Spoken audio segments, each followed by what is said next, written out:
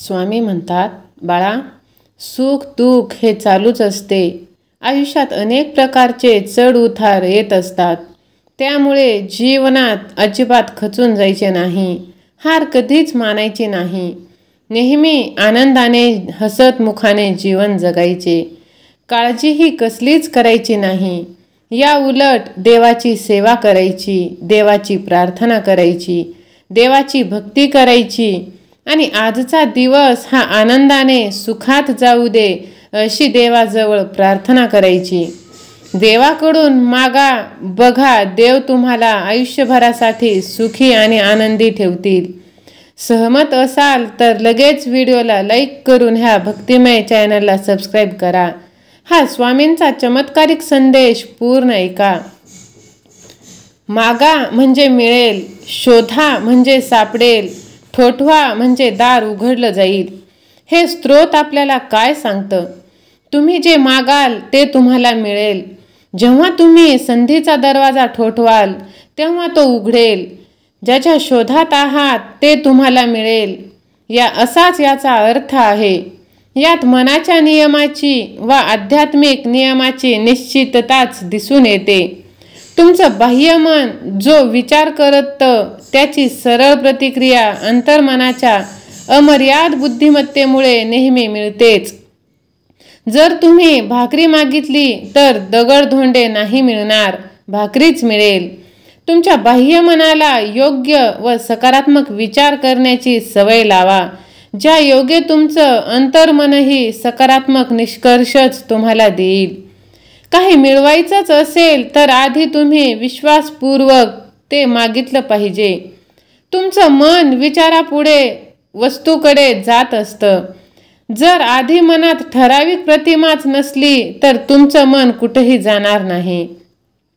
तुमची प्रार्थना, जी तुमचं मानसिक कार्य आहे, ती आधी तुमच्या मनानं एक प्रतिमा म्हणून स्वीकारायला हवं.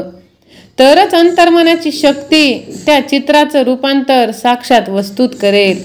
तुम्ही तुमच्या मनात स्वीकृतीच्या अशा बिंदूपाशी पोहोचले पाहिजे जिथं कोणत्याही वादविवादाशिवाय व कारणाशिवाय पूर्ण मान्यता असेल. सहमत असाल तर श्री स्वामी समर्थ असे टाईप करून हा संदेश तुम्ही एका व्यक्तीला शेअर करा. भाग्यवंत ठराल. स्वामींचे आशीर्वाद तुम्हाला प्राप्त होतील. भावना म्हणजे आपल्या मनातील आणि शरीरातील ताणतणाव, आनंद, दुःख, राग, चिंता, प्रेम यासारख्या मानसिक स्थितींचा एकत्रित परिणाम होय. या भावनांचा आपल्या शरीरावर आणि आरोग्यावर परिणाम होतो. तर आपल्या ह्या आरोग्यावर काय परिणाम होतो ते आपण ह्या व्हिडिओच्या माध्यमातून पाहू. ताणतणाव हा आपल्या शरीरावर त्वरित आणि दीर्घकालीन परिणाम करतो. तणावामुळे हृदयाचे ठोके वेगवान होतात, रक्तदाब वाढतो आणि पचन संस्थेवर विपरीत परिणाम होतो.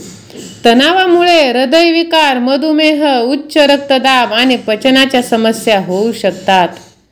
आनंद आपल्या आरोग्यासाठी अत्यंत महत्त्वाचा आहे. आनंदी असताना मेंदूमध्ये डोपामिन आणि सेरोटोनिन सारखे आनंदी हार्मोन्स स्त्रवतात. यामुळे शरीरातील इन्फ्लमेशन कमी होते, रोगप्रतिकारक शक्ती वाढते आणि दीर्घायुष्य होण्याची शक्यता वाढते. तसेच जर तुम्ही दुःखी राहत असाल तर दुःखामुळे आपल्या शरीरात अनेक शारीरिक बदल होतात. दुःखी असताना शरीरात कोर्टिसोलचे प्रमाण वाढते, ज्यामुळे रोगप्रतिकारक शक्ती कमी होते. दीर्घकाळ दुःखी राहिल्यास डिप्रेशन, चिंता आणि अनेक शारीरिक आजार होण्याची शक्यता असते. राग येणे तर सर्वात वाईट. रागाच्या वेळी शरीरात ॲड्रेनालिन हार्मोन्स स्त्रवते, ज्यामुळे हृदयाचे ठोके वाढतात आणि रक्तदाब वाढतो. सतत रागावल्याने हृदयविकार, उच्च रक्तदाब आणि मानसिक ताणतणावाची समस्या निर्माण होते. चिंता ही एक अशी भावना आहे जी शरीरातील कोर्टिसोलचे प्रमाण वाढवते. यामुळे झोपेच्या समस्या, पचनाच्या समस्या आणि रोगप्रतिकारक शक्ती कमी होण्याचा धोका वाढतो. चिंताग्रस्त असताना शरीरातील स्नायू ताठर होतात. ज्यामुळे वेदना आणि स्नायूंच्या समस्या तुम्हाला उद्भवू शकतात. ह्या सर्व गोष्टी आपल्या शरीरासाठी घातक आहे. प्रेम ही एक सकारात्मक भावना आहे जी आपल्या मानसिक आणि शारीरिक आरोग्यासाठी फायदेशीर आहे. प्रेमामुळे ऑक्सिटोसिन हार्मोन स्त्रवतो, ज्यामुळे ताणतणाव कमी होतो, आनंद वाढतो, रोगप्रतिकारक शक्ती सुधारते. भावनांचा आपल्या शरीरावर आणि मानसिक आरोग्यावर खोलवर परिणाम होतो. सकारात्मक भावना जसे की आनंद आणि प्रेम आपल्या आरोग्यासाठी फायदेशीर असतात, तर नकारात्मक भावना जसे की ताणतणाव, दुःख, राग, चिंता आपल्या आरोग्यास हानी पोहोचवू शकतात. त्यामुळे आपल्या भावनांचे व्यवस्थापन करणे आवश्यक आहे. योग, ध्यान, व्यायाम आणि सकारात्मक विचार पॉझिटिव्ह थिंकिंग यांच्या मदतीने आपण आपल्या भावनांचे योग्य व्यवस्थापन करू शकतो आणि निरोगी जीवन आनंदाने जगू शकतो.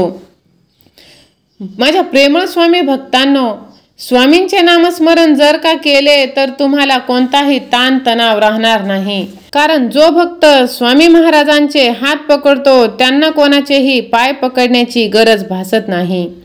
सहमत असाल तर अशक्य ही शक्य करतील स्वामी असे टाईप करून हे सुंदर मार्गदर्शन तुम्ही एका व्यक्तीला शेअर करा. यश म्हणजे आनंदी आयुष्य जगणं. तुम्ही शांतीपूर्ण, आनंदी, सुखी आणि आवडीच्या कार्यात समरसून जाता तेव्हाच तुम्ही खरे यशस्वी असता. तुम्हाला कोणतं काम आवडतं याचा शोध घ्या, आवडतं कामच करा.